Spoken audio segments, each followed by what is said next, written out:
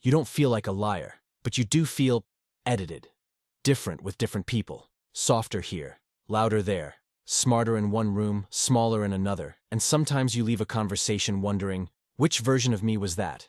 If you've ever felt like you're performing your own personality, this isn't random, and it's not a character flaw. But the real reason might surprise you. You adjust automatically. With confident people, you shrink a little. With insecure people, you become reassuring. With dominant personalities, you become agreeable. It happens fast, almost invisible. You laugh at jokes you don't find funny. You nod when you're unsure. You soften opinions before they leave your mouth. And afterward, there's this quiet exhaustion. Not because you talked too much, but because you were monitoring yourself the entire time. This pattern doesn't just affect conversations, it shapes your identity. You struggle to describe your real personality. You second-guess your preferences. You wonder if your interests are truly yours. In psychology, this is often connected to something called self-monitoring, a personality trait studied in social psychology. High self-monitors constantly scan the room. They adjust behavior based on social cues. It's not manipulation, it's calibration. But when calibration becomes constant, you stop feeling anchored. And then comes the quiet question. If I'm different with everyone, is there even a real me? Hold that question. We'll come back to it. Here's what most people miss. You didn't develop this because you're fake. You developed it because, at some point, it worked. Maybe you grew up in an environment where emotional safety depended on reading the room. Maybe you had to sense when someone was stressed, angry, disappointed, and adjust quickly. The brain is adaptive. It keeps what protects you. If blending in reduced conflict, your brain encoded blending as safe. If being agreeable prevented rejection, your nervous system labeled agreeableness as survival. So what feels fake today might actually be an old protection strategy still running in the background. The problem isn't that you adapted, the problem is that the adaptation never turned off. Let's slow this down. Your brain has a system often called the social threat detector. Neuroscience links this to regions like the amygdala, constantly scanning for signs of rejection or conflict. When you enter a room, your brain asks a rapid question. Is it safe to be fully myself here? If the answer is uncertain, it activates monitoring mode. Think of it like a thermostat. A normal thermostat adjusts occasionally. Yours might be set to hypersensitive. Small shifts in tone, facial expression, body language, your brain picks them up instantly. Then your prefrontal cortex, the planning part of your brain, steps in and says, okay, adjust, lower the intensity, match their energy, avoid friction. This is called impression management in behavioral psychology. And here's the mental model. Your personality becomes a dimmer switch, not a light switch. Instead of being on or off, you're constantly turning the brightness up and down. Over time, constant dimming creates confusion, because if you're always adjusting brightness, you forget what your natural setting feels like. And here's the deeper layer.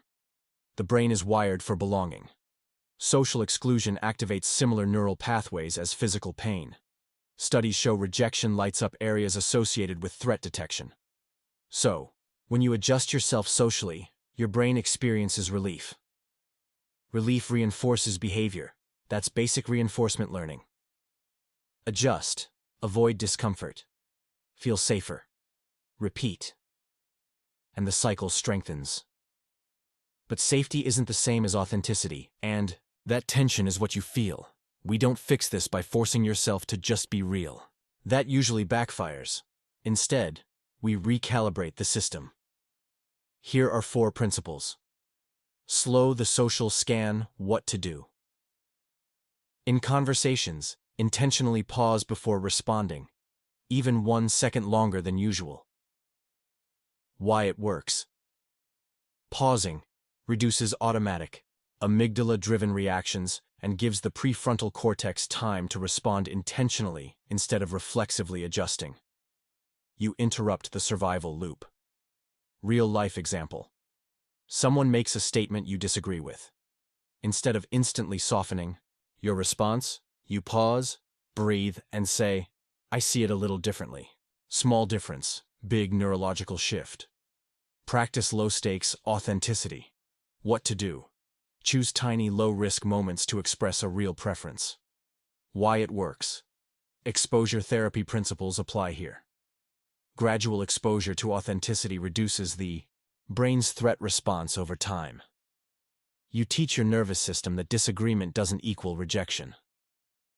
Real-life example. When friends ask where to eat, instead of saying, "I'm fine with anything," you say, "I actually feel like sushi." The world doesn't collapse. Your brain updates its prediction model. Separate adaptability from identity. What to do.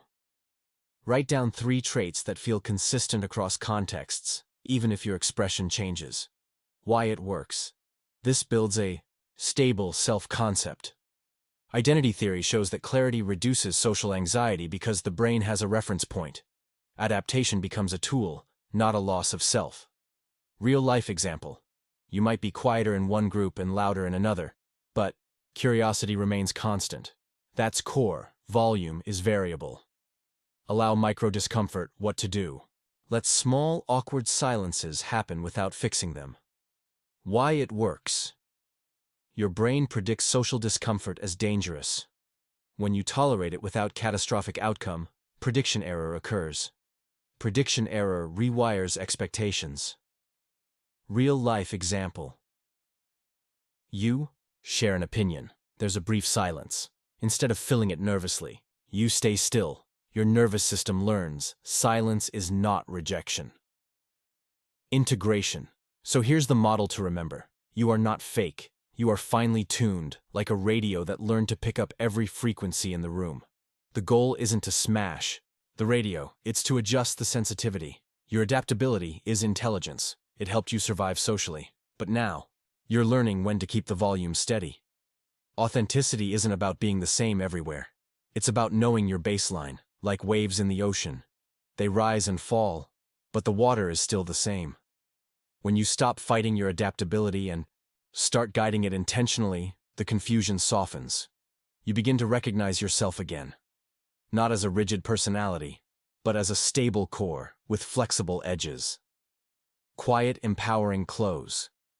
Maybe you've been calling yourself fake for years. Maybe you've been apologizing for being too different in different rooms. But what if the real story is this? You learned to survive connection, and now you're learning to stay in connection without disappearing. That takes awareness. It takes patience. And it takes small, quiet courage. Next time you notice yourself adjusting, don't judge it. Just ask gently, is this safety? Or is this habit? That question alone begins to bring you back. And slowly you stop feeling like a performance. You start feeling like a person.